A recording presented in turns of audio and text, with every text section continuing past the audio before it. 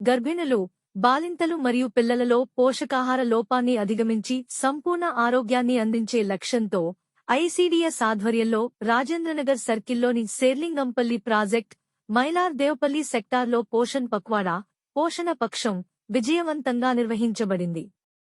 నేతాజీ నగర్ మరియు శ్రీరామ్ నగర్ అంగన్వాడీ కేంద్రాలలో అంగన్వాడీ టీచర్లు విజయలక్ష్మి మరియు మమత ఈ కార్యక్రమాన్ని సమర్థవంతంగా నిర్వహించారు.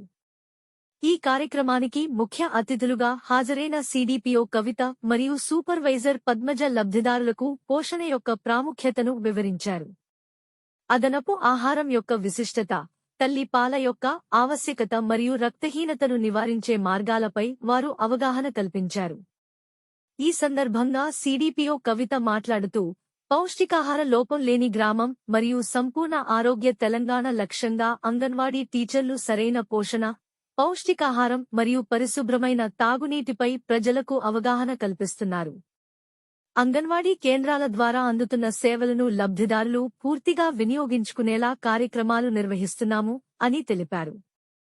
సూపర్వైజర్ శ్రీమతి పద్మజ మాట్లాడుతూ, చిన్నారులు, కిశోర బాలికలు మరియు బాలింతలను పోషకాహార లోపం నుండి విముక్తులను చేసి ఆరోగ్యవంతులుగా తీర్చిదిద్దడానికి పోషణ్ పక్వాడా ఎంతగానో ఉపయోగపడుతుంది అని అన్నారు. ఈ కార్యక్రమంలో ఆశా కార్యకర్తలు, హెల్త్కేర్ సిబ్బంది, గర్భిణులు మరియు బాలింతలు పాల్గొన్నారు.